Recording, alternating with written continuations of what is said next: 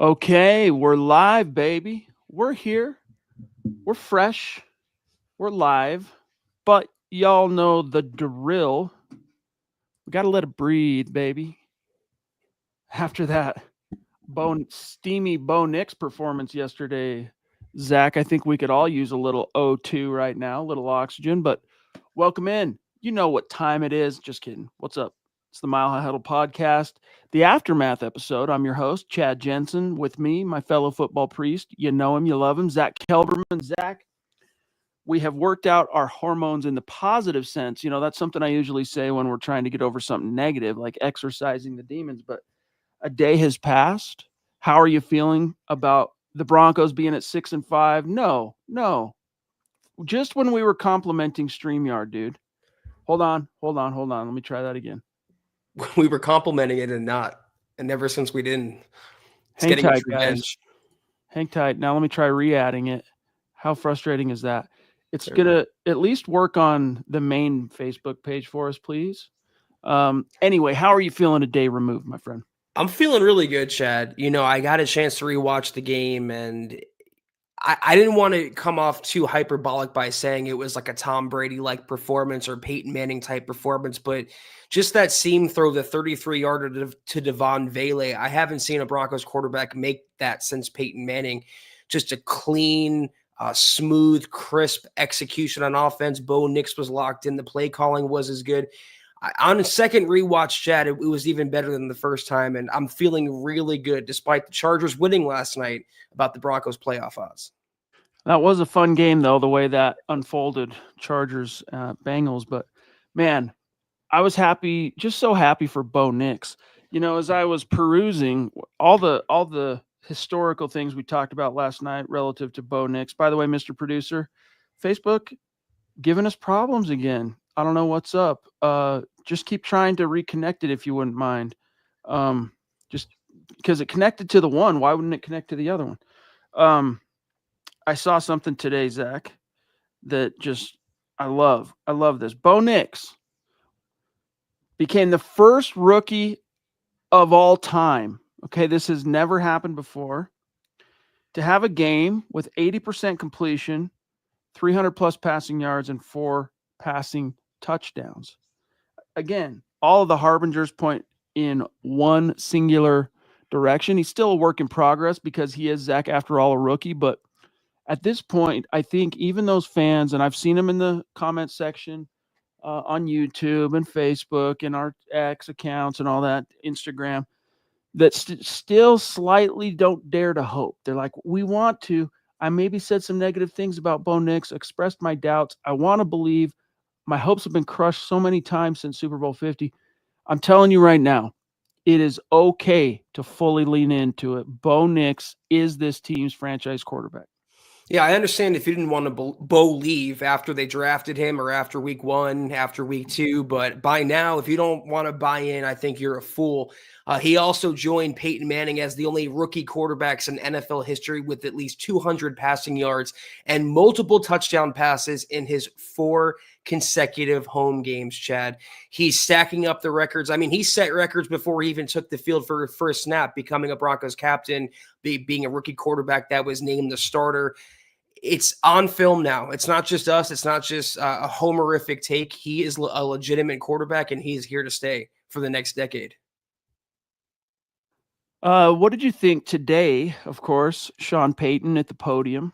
You know, first of all, I got to tell you, Bo Nix's offensive rookie of the year odds skyrocketed on the heels of yesterday's performance. He is still behind Jaden Daniels, Zach, but for the record, and this is via DraftKings, Jaden Daniels still the favorite at minus 400 odds. Bo Nix, though, is now firmly, solely in possession of the second slot at plus 300. Okay, so you've got all this rookie of the year talk going on. I don't know what's up with that Facebook. Oh, that pisses me off.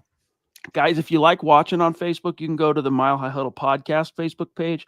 We're streaming there, but for some reason it's having a problem connecting once again with our main Mile High Huddle Facebook. But you even had Zach Cortland Sutton and others saying, hey, I think he should be in the Rookie of the Year conversation, etc. Then today, Sean Payton kind of splashes some cold water on it, so to speak, saying, "Hey, pump the brakes. Let's not put the kid in Canton quite yet." Yeah, that was the old Bill Parcells coming out of Sean Payton. Bill Parcells being Sean Payton's mentor and hero in many ways. And Bill Parcells used to say, "Let's not get the anointing oil out just yet for young players." So I understand, like Sean Payton said, a lot that I praised him for. There was some that I saw on film that I wanted to scream at him about. So still an imperfect operation, but that's what we want. We don't want the quarterback to be a finished product in week 11. We want him to be getting better rapidly as the season goes on. And that's what we saw. That 33-yard pass to Vele, I keep harping on it, but Bo Nix wouldn't have even attempted that pass in week 1 or 2, let alone completed it. It's an amazing progression. Now, as Scott will rightly say, the Falcons kind of made it easy on Bo Nix yesterday with how kind of scared they played. And even Justin Simmons' comment, Zach, after the game about Bo Nix just kind of shows you what their mindset was. He gave him his props. He said, quote, this is Justin Simmons on Bo. "I think the progression from Bo watching tape leading up to this game from week 10 to now, week 11, has gotten tremendously better. Week 1 to now, sorry, has gotten tremendously better each and every week. When you have a really good arm, you trust your arm. It can be hard in the pocket not to take the deep shot. For the most part, we were taking away the deep plays that they wanted to run, and he was just being consistent and checking it down and letting his skill players do what they've done all year." So he was accurate, obviously 80%, etc. 3 of his 4 touchdowns, well, I'll say 2 of his 4 touchdowns. Well, no, 3 of his 4 touchdowns, Zach. It was guys getting the ball in space, making a guy miss, getting into the house. 2 kind of bubble screeny or little things, 1 to Mims, 1 to Franklin. The little great creative thing to Adkins was the unique one. And then, of course, the short throw to Lil Jordan Humphrey makes some guys miss, takes it to the house.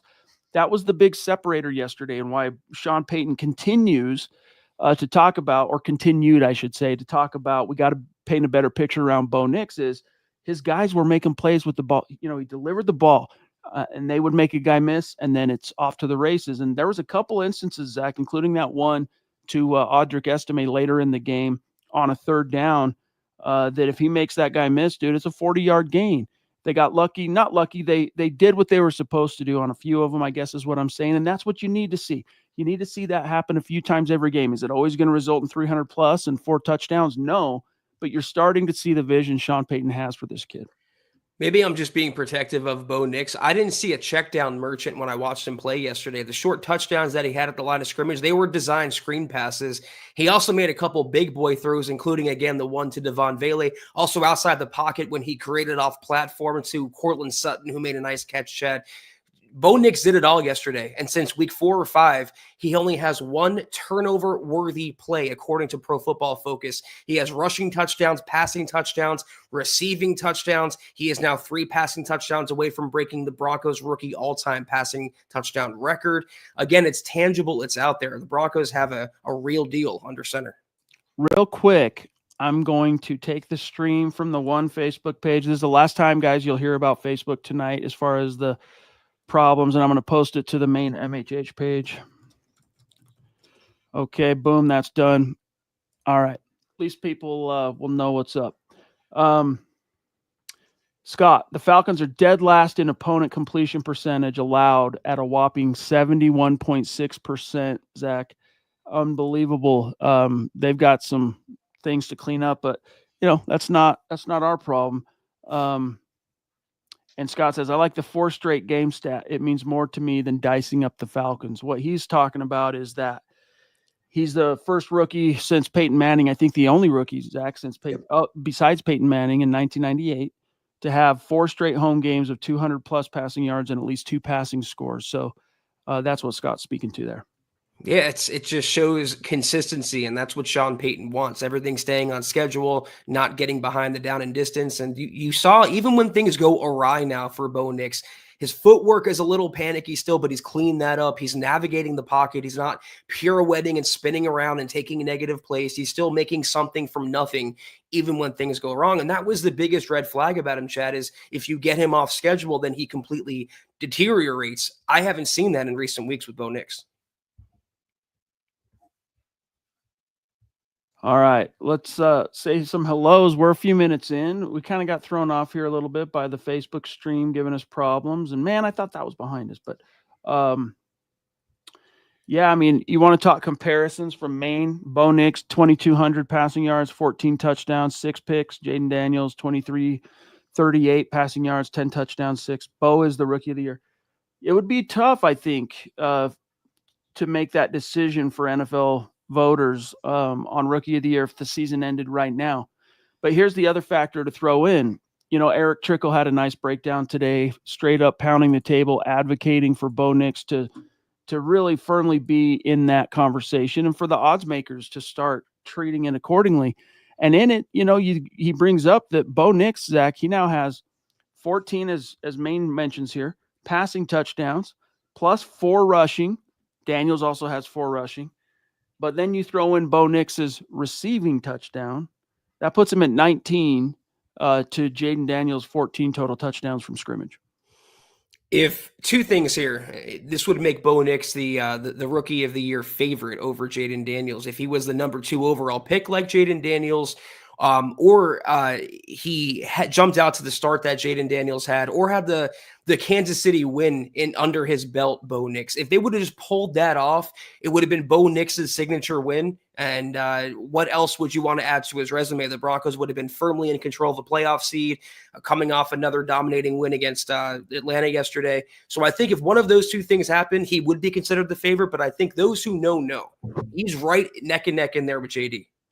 Hey, guys, we're stoked to have you with us. Make sure you're connected with us on X, our main account at Mile High Huddle, our podcast account at the MHH Pod. My partner here, Zack Kelberman at Kelberman NFL, myself at Chad and Jensen, and also shouts to the Instagram folks. It's been great to see people following the account and building some community there. We kind of slept on Instagram for too long, and we're trying to give you guys the attention that you deserve, like Tamillionaire one. Let's go, MHH. Yes, indeed. So connect with us there at mile_high_huddle. And then, of course, get your swag on. You want one of these beautiful hats, one of these T-shirts you see us rocking on the reg, mhhmerch.com. Get your swag on, etc. And last thing, guys, this is crucial. You know, we like to talk about these issues and these kind of call-outs at the end of the show.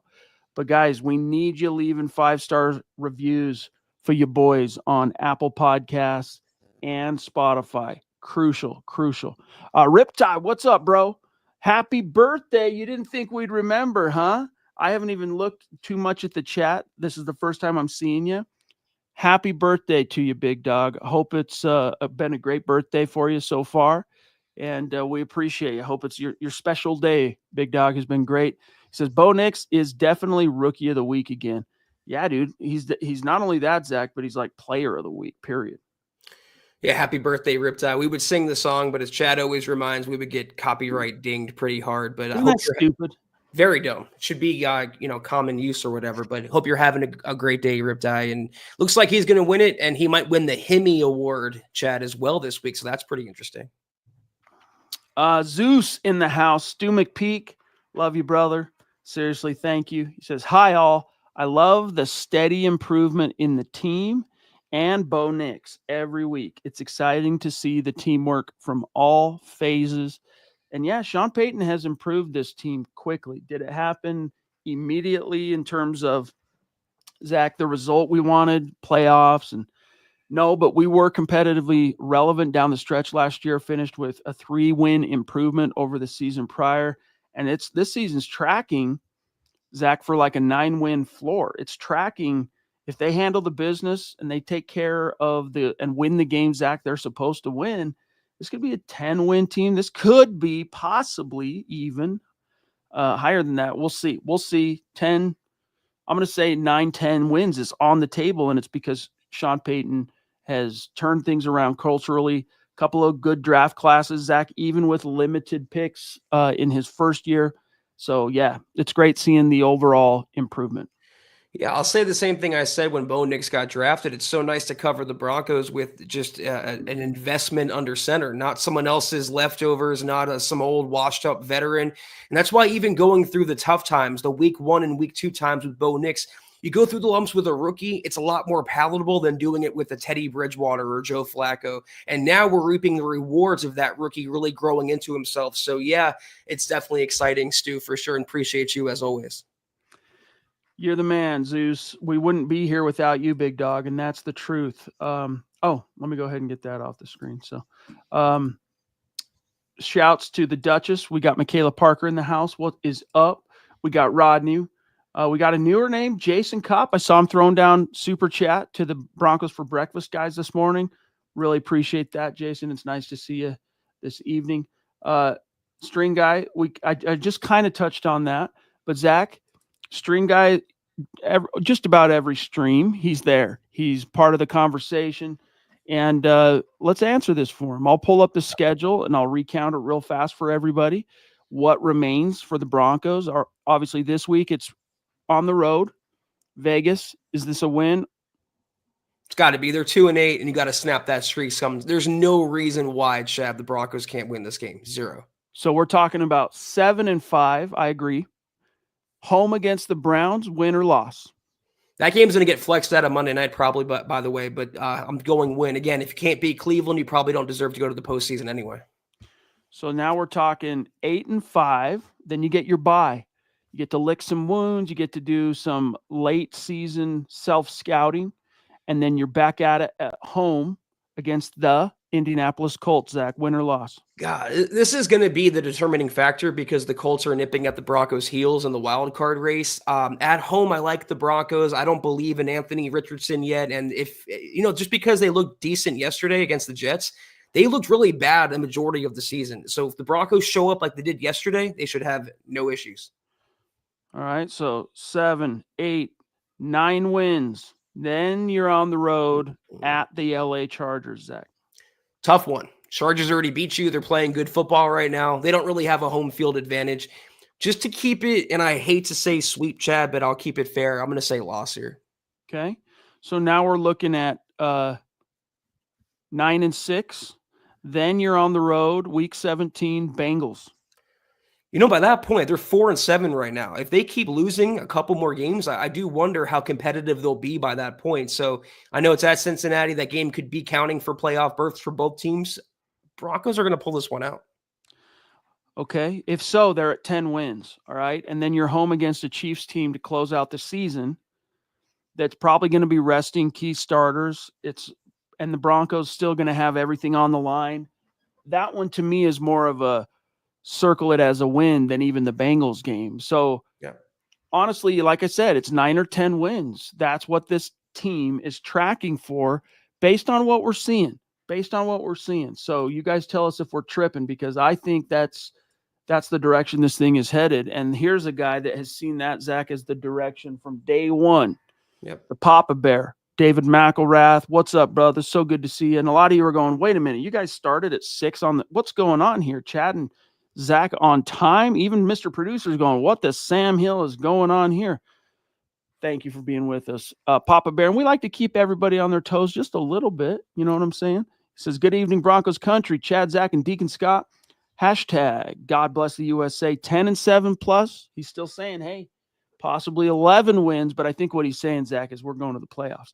Hashtag let's go, Bo. Buckham times 3, MHH for life.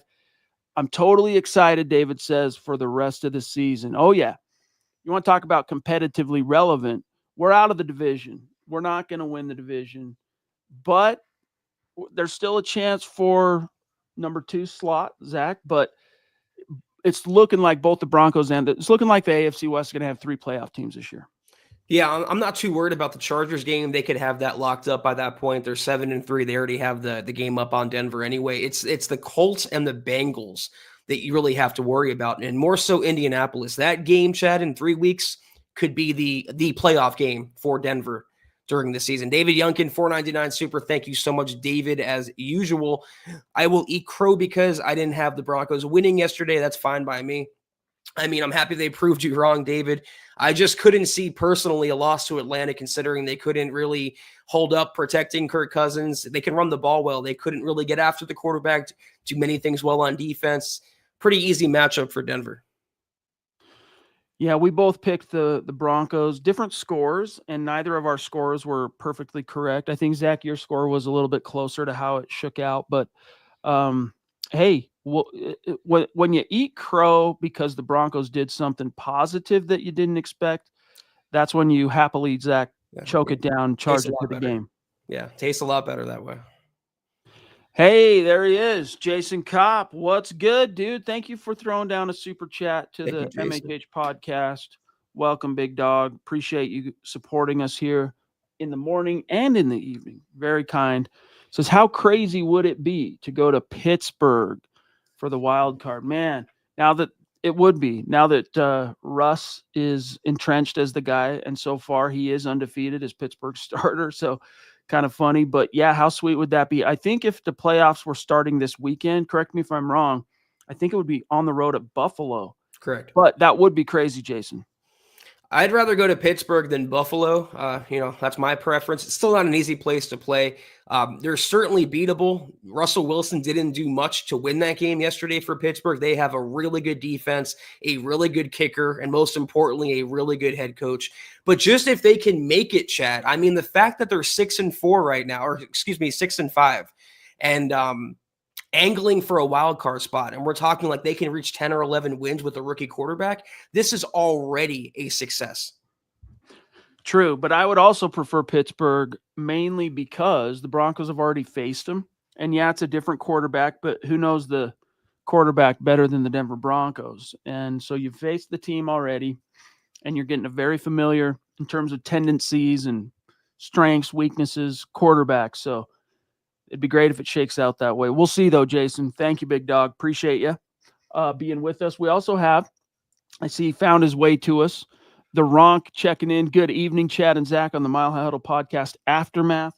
Go Bo Broncos. In case you missed it, Mike, once again, StreamYard's having problems connecting with our Facebook accounts. And it's ironic in particular tonight, not only because we were led to believe they had solved that problem, but it's successfully connected to one of our Facebook accounts, Zach, just not the big one, not the main one. I think thanks to you guys, that podcast page has, 10,000 or 11,000 followers, but the main page has something like 115,000 or something. So a lot of people scratching their heads, but I did drop that Facebook stream on the main MHH. That's probably where you saw it. So it's good to see you, big dog.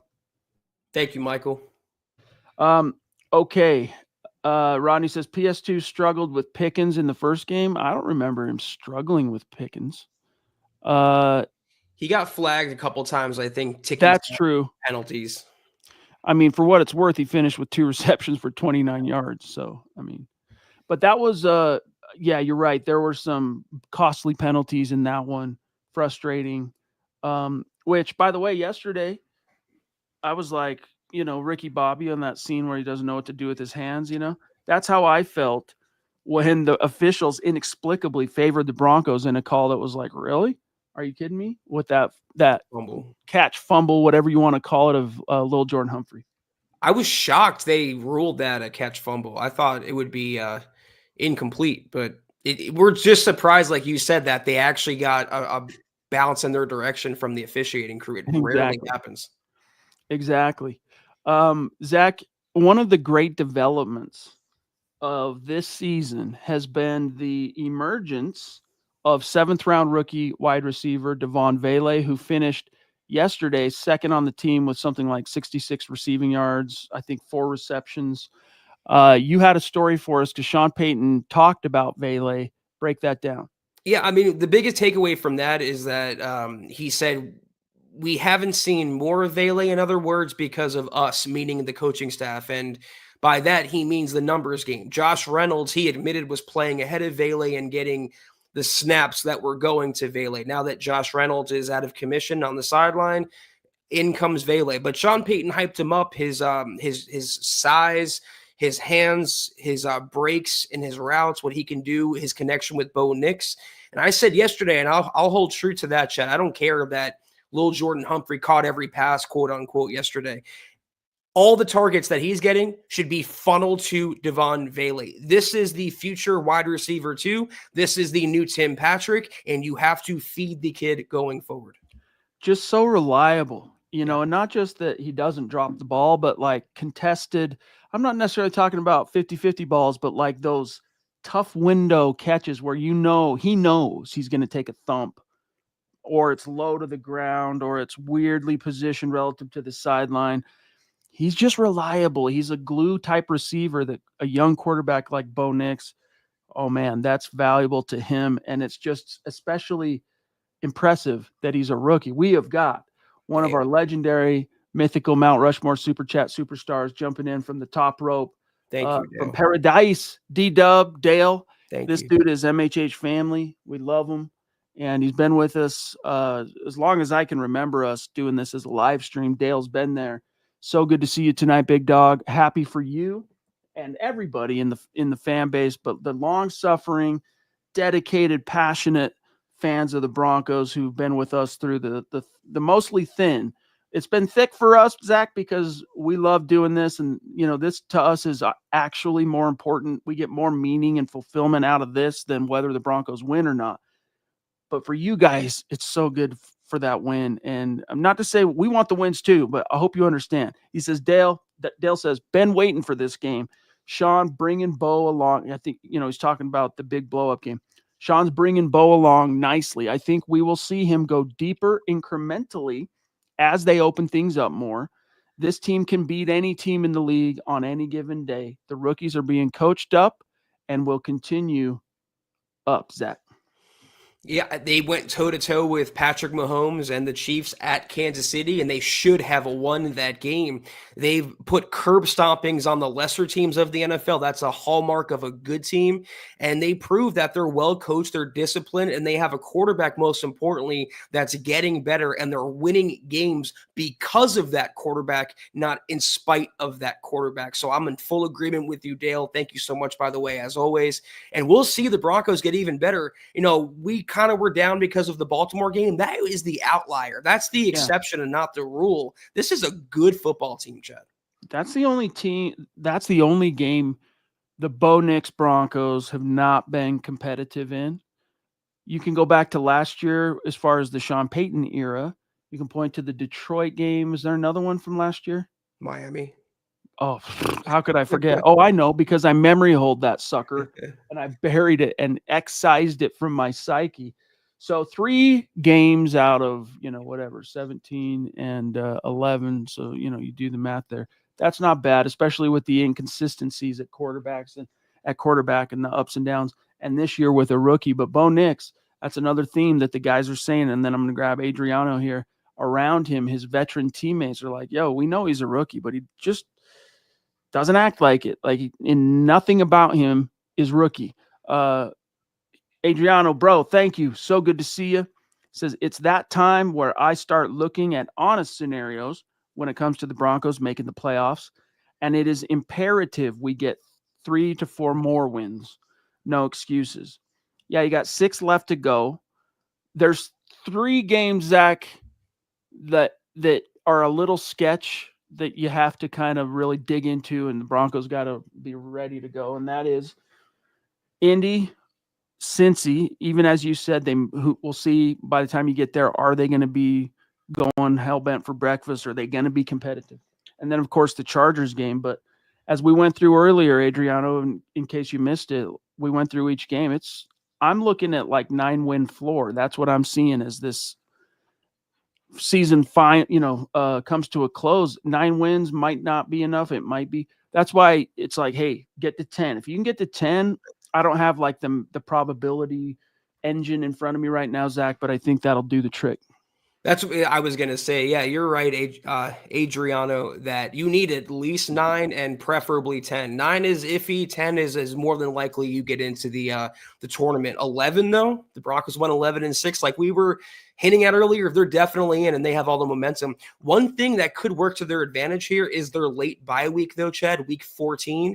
They've played, going on 12 weeks straight. They're one of the healthier teams in the league, but that could be a good time for them to recharge for those final few games. Dude, that's been one of the crazy things. I write the injury reports for MHH every single week, and the last 3 opponents four. I'll go back to Carolina.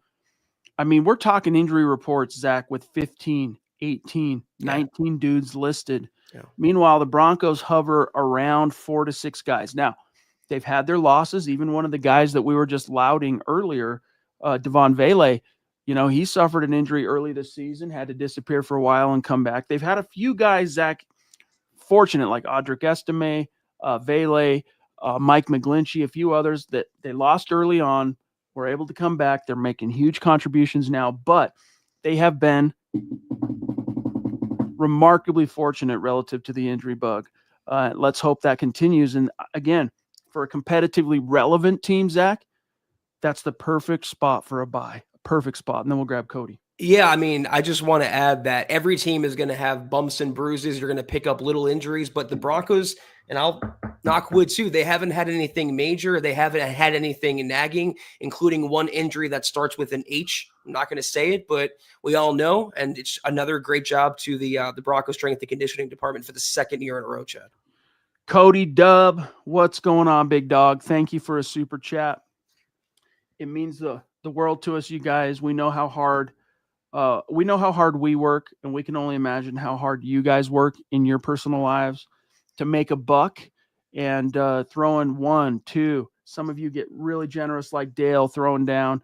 To us, we don't take that lightly. We value each and every show of love like that. So thank you, Cody. He says Nix's footwork looked good, and the ball had velocity. Yeah, I mean, that arm angle thing that everybody gushes over in the post Patrick Mahomes NFL landscape, you can throw a few quarterbacks into that conversation as far as the elite upper echelon guys like Mahomes, like Allen, like Matthew Stafford. Bo Nix might not be that guy where he's like this and he turns his arm like this and it spins a freaking dime.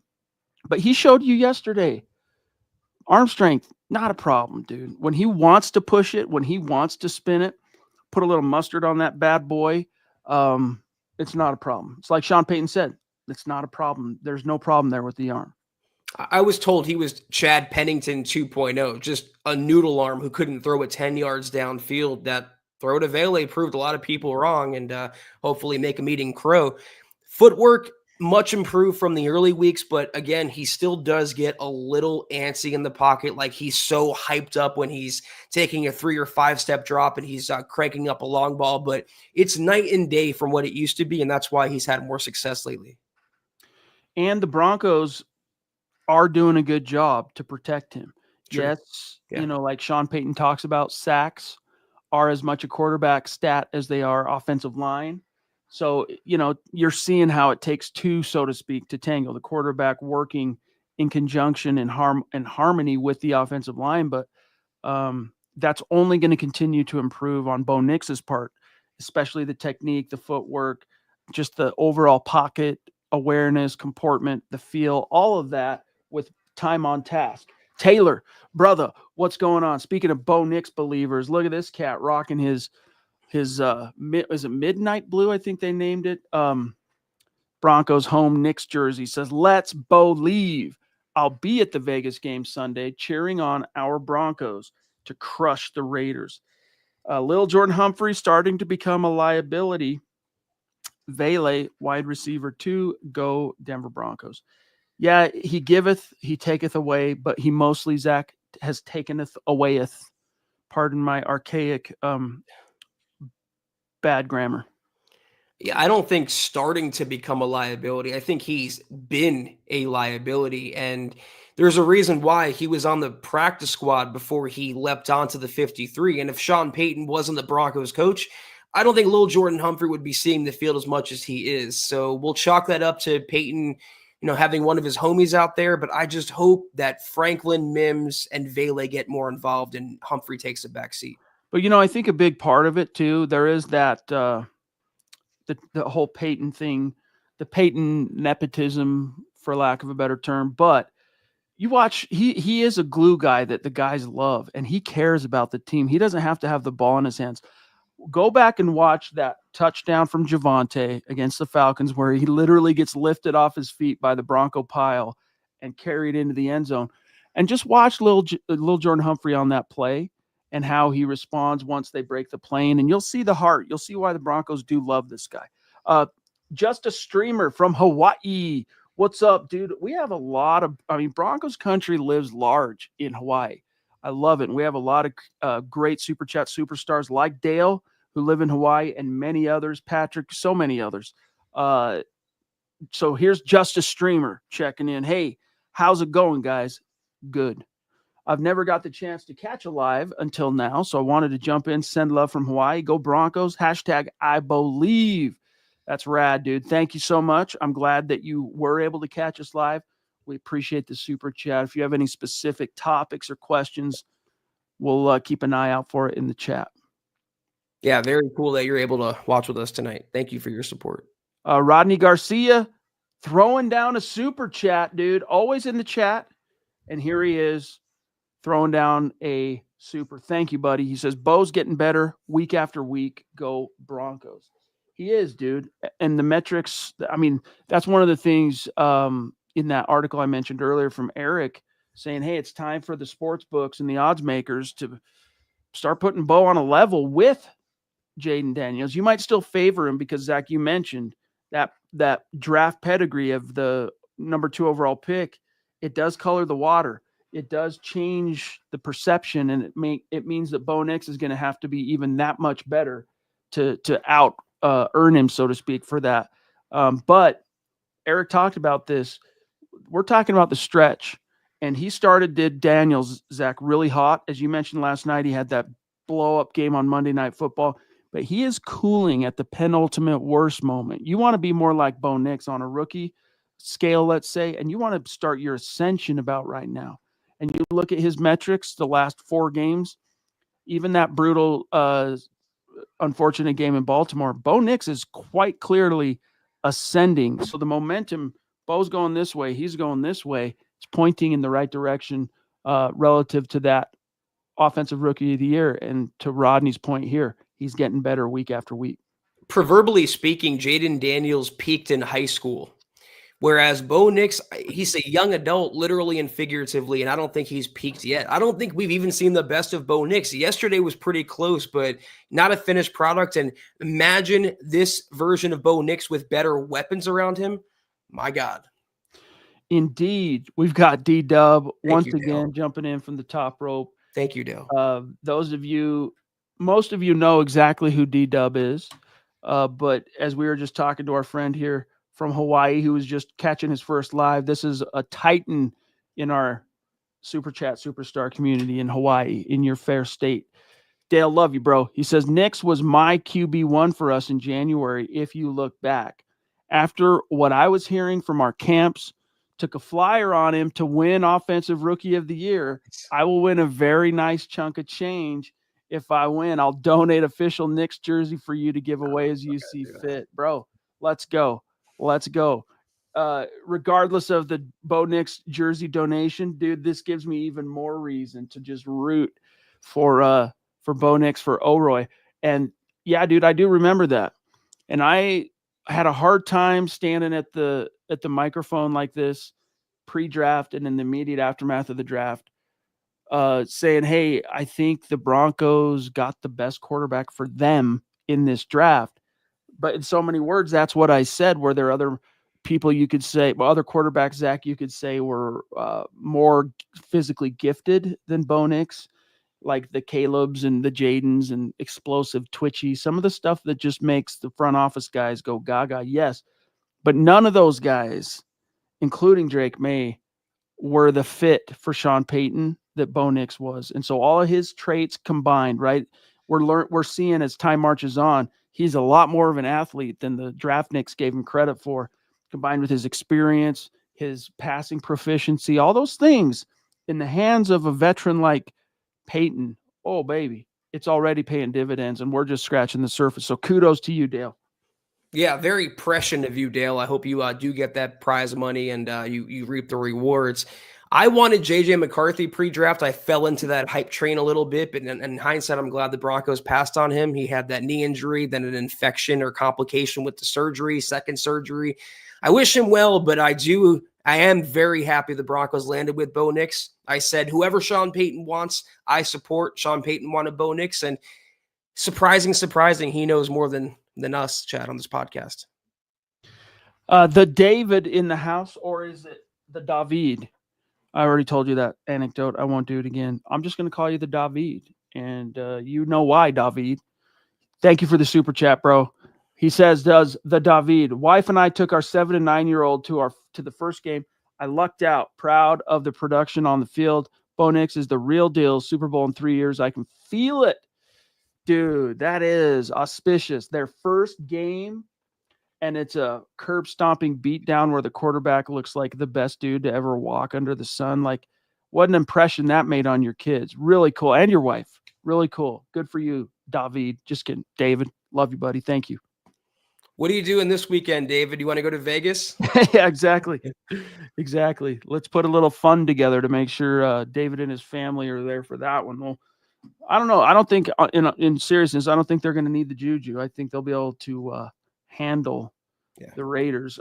Phil McLaughlin down in Tucson, proven Broncos country, not a geographic location. It's a state of being, baby.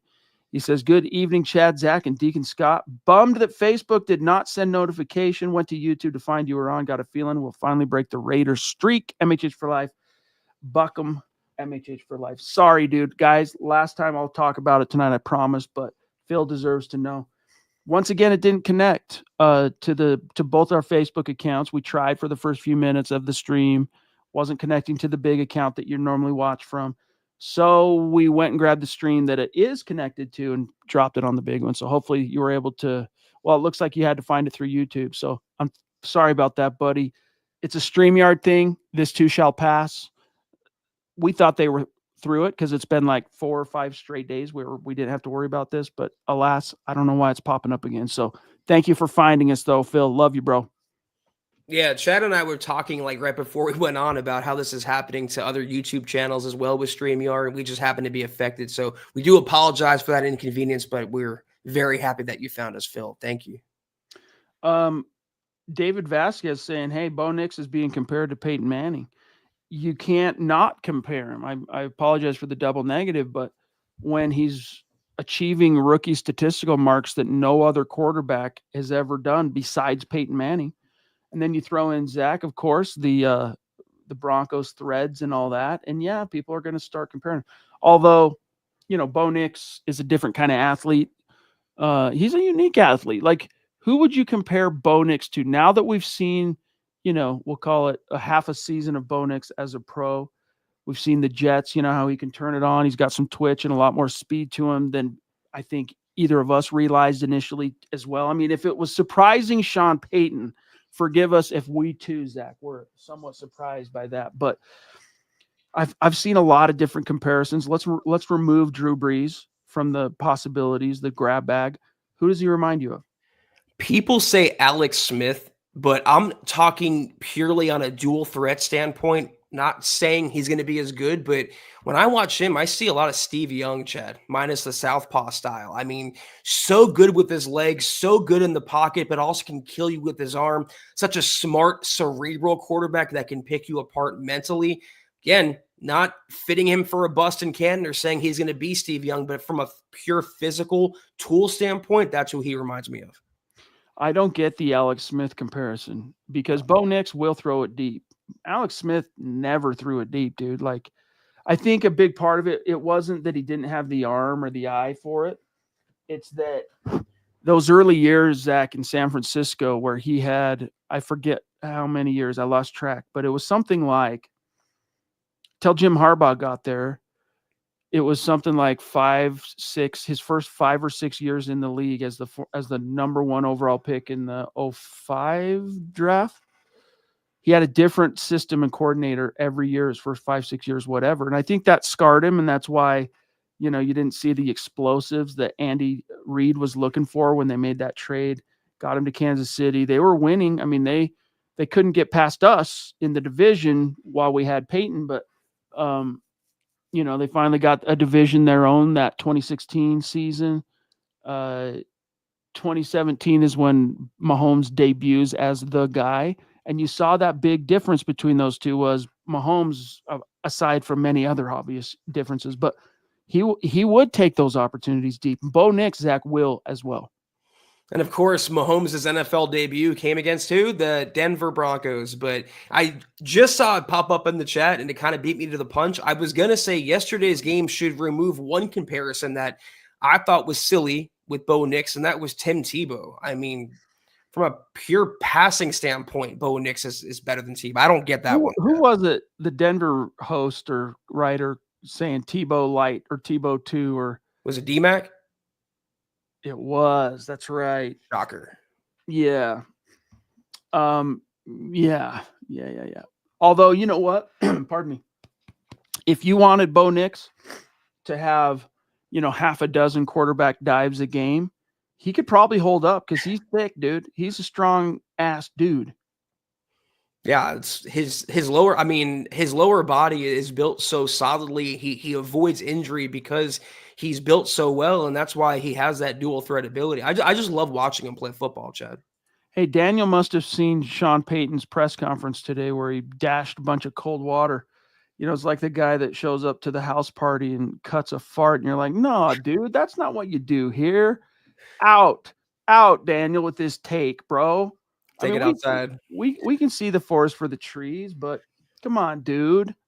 You're talking about a rookie quarterback who has more touchdowns than any other rookie quarterback, and he was the 6th quarterback drafted. Give him his flowers, my dog.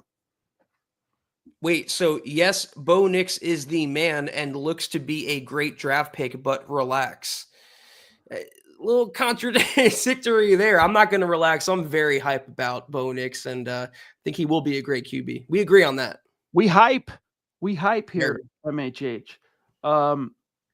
Let's see what Jason says here. We still have $32 million cap hit for Russ in 2025. So not out of that whole mess completely. Correct me if I'm wrong. Well, let's take a look at Denver Broncos salary cap over the cap. And let me just adjust for 2025. So as it currently stands, the Broncos have, including that 30 some odd million that they allocated, because they decided to split that 85 million over 2 seasons, 50 some odd of it this year, 30 some odd next year. So as it stands, they're projected to have $56 million in cap space, and that's without any further restructures or surprise veteran cuts in the offseason, Zach. But that's also not counting if they go to the table and create an extension for bowls or something like this. But they're in a much more fortuitous financial situation next year, Zach. And not only that, they have their draft picks. Yeah. Yeah, I mean, they're 6-5 right now, angling better odds than not of making the wild card with a rookie quarterback, and that's taking on a historic dead cap figure. Just imagine when they have more money to play around with the NFL's wealthiest ownership group, another year with Bo Nix getting him more weapons. I mean, the arrow isn't just pointing up, Chad. It's slamming up against the top of it. Here, let me read this the way Mr. Producer put it in our private chat. That's correct, but it would have been a $57 million cap hit if Russ was still on the team. So the Broncos got back $25 million. He's talking about next year by moving on. So you get Bo Nix and $25 million extra in cap. I'll take that all day long and thrice on Sunday. Remember the whole debate too? Should the Broncos swallow the bigger cap this year or next year? I think they made the right call doing it this year. Guys, this has been a phenomenal conversation. I'm stoked. I'm not really trying to get out of here, and yet we're at 48 minutes. So this is your 2-minute warning. Any burning topics, questions, get them in the chat, and we'll get them before we dip. Phil says, keep your fingers crossed. In July, I was in Vegas when the Broncos were 5.5 wins. That was the over-under that the odds makers gave them for the season. I bet they would get 9. We'll pay nicely, and I will share with stars. Heck yeah! See, this is our community. We love you guys, and I mean, even if you hadn't said that, just like I told D-Dub, Phil, I hope you win, baby. I hope you win big. I'm seeing a few other names that were comparing Bo Nix to Marilat, and those are just guys that try to make hay on the radio airwaves. That's a different game, and it's kind of required. There's a reason, Zach, they long ago coined the term shock jock, and they're not just talking about, the Howard Sterns of yesteryear or the Rush Limbaughs or whatever. That whole thing, it's kind of like with clickbait in the digital realm. They realize, oh, there's a reason those shows are like the most popular things on planet Earth in their time. Let's take the lessons we can learn from that and apply it to our thing. Radio's a different animal. I'm digressing. There's no point in me going into that, but hopefully you understand. The Duchess, love you. Here she is with the supers to say, and hope mom's doing well. She says, I had images of thrones. Broncos getting Bo Nix, T. Higgins. Can you imagine Higgins, Sutton, Vele? Or can you imagine him, Sutton, Vele, and Higgins? I'll just go first. I don't necessarily. T. Higgins is a great player. He would be a wide receiver 1, but I don't think he's that much better than what Courtland Sutton can offer. I'd rather have a Jamar Chase than a T. Higgins. That's kind of my feeling on that. Yeah. But hey, you know what? Like we were just talking, Michaela, the Broncos are going to be able to really, she's saying yes, build the nest around Bo Nix, and they're going to have some arrows in the quiver to continue adding to that, and it's going to be really cool. And you're seeing the guys. We sketched at this earlier, but you're seeing the guys. We rise with Bo Nix, and in my humble opinion, you're seeing how a franchise quarterback is the tide that raises those ships. All of a sudden, people are talking about Devon Vele around the NFL. Courtland Sutton, after not getting targeted, has 4 very productive games in a row, or 3, whatever it is, 4, I think, actually, coming out of that New Orleans game. And you're seeing that Bo Nix finding his groove and getting his act together in his development. Boom, raising the ships. Now just keep adding logs to that fire, so to speak. It's going to be fun. Yeah, but Kayla's point is correct here. The premise is that the Broncos shopping list this offseason should be centered around Bo Nix. Yeah. Wide receiver, tight end, running back, offensive line, and then rinse, repeat. So, Michaela, I agree with you there. It should all be about Bo in 2025. And you know what I'm saying, too, on top of that, is don't let Vance Joseph get hired away, because he's making hay, Zach, with dudes that we didn't think this was a no-name defense, right? That term's already been coined for another team, but this was a relative no-name defense. Besides Pat Surtain, the most famous guy, household name-wise, was Zach Allen, and Vance Joseph's found a way to make hay. I have faith that he'll continue to make hay with these 2 seasons we've seen of him as the coordinator.